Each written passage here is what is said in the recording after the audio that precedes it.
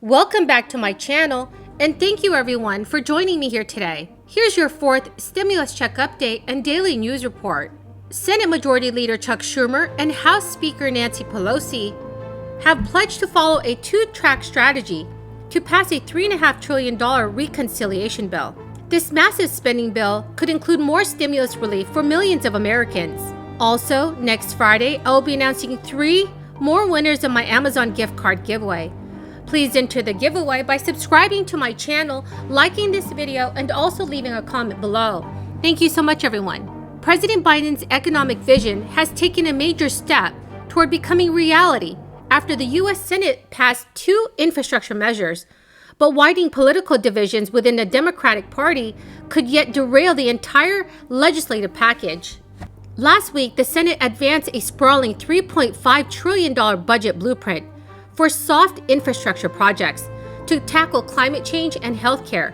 This is one day after approving a $1 trillion bipartisan infrastructure bill to rebuild the nation's crumbling roads and bridges. But even as Senate Democrats congratulated themselves on pushing through both measures, the fate of Biden's economic priorities rests on House Democrats clearing several more looming hurdles, as well as uniting the party's left and right. Liberal Democrats who have bristled at seeing their top climate and social priorities jettisoned as Biden sought a bipartisan compromise with moderate Senate Republicans. He may seek to change elements of the package, which could upend the delicate legislation.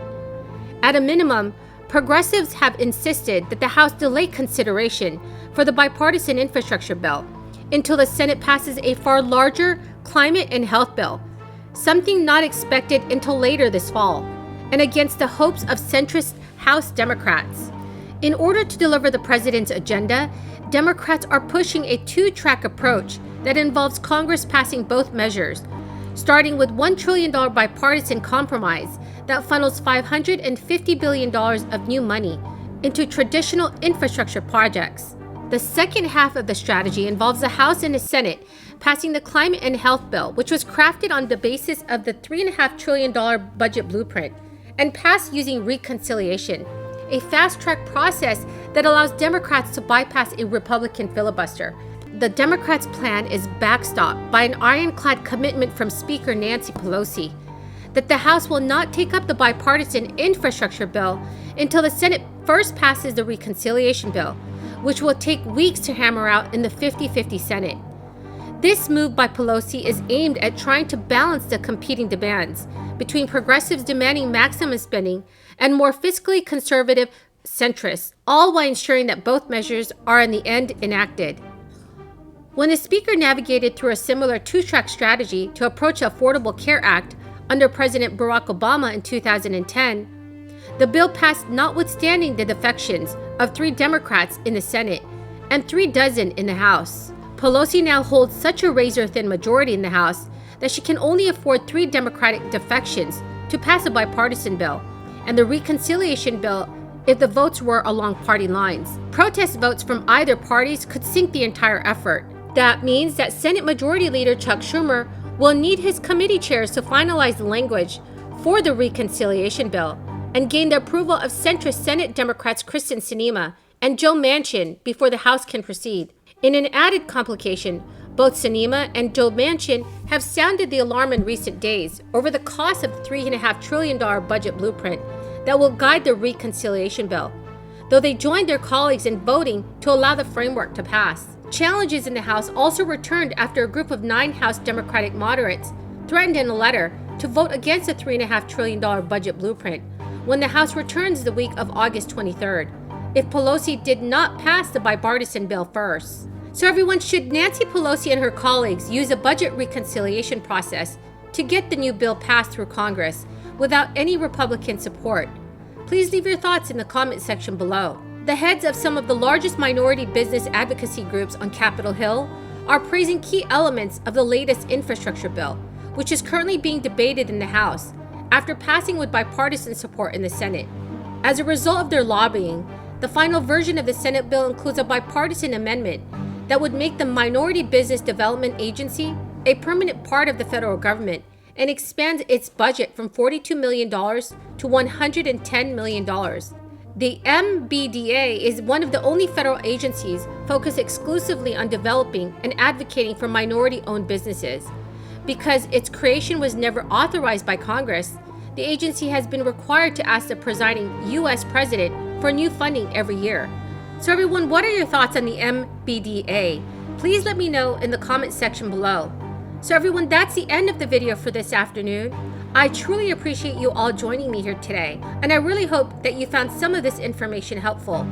Remember that next Friday, I will be announcing 3 more winners of my Amazon gift card giveaway. Please enter my giveaway by subscribing to my channel, liking this video, and also leaving a comment below. Thank you so much, everyone, and have a very blessed week.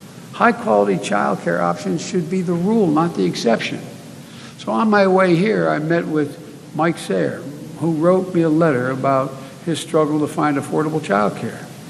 And he wanted to know what my plans were. Well, Mike, I hope you know now, here we are. My plans are to provide access to quality, affordable child care with more child care centers and community college campuses, with new and upgraded child care facilities all across the country. Businesses will get a full tax credit to build on-site facilities. And the reason they want to do that is not just to be nice.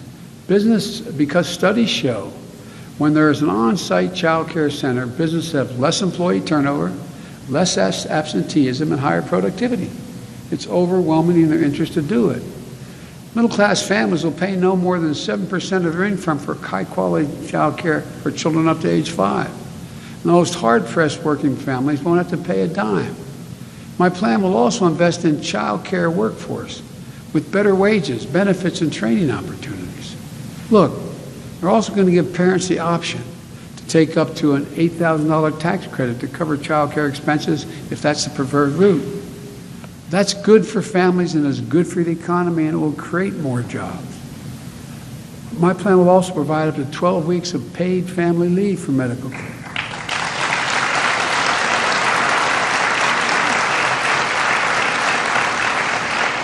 The 12 weeks of paid family leave. Look, we're one of the few major economies in the world that doesn't cover paid family and medical leave. And the most difficult moments someone will ever face, no one should have to choose between a job and a paycheck and take care of someone you love, a parent, a spouse, a child. Look, we'll tackle the maternal mortality crisis as well that impacts on Black and Native American mothers disproportionately. And I want to thank Congresswoman Underwood for her leadership in this area. That's for real.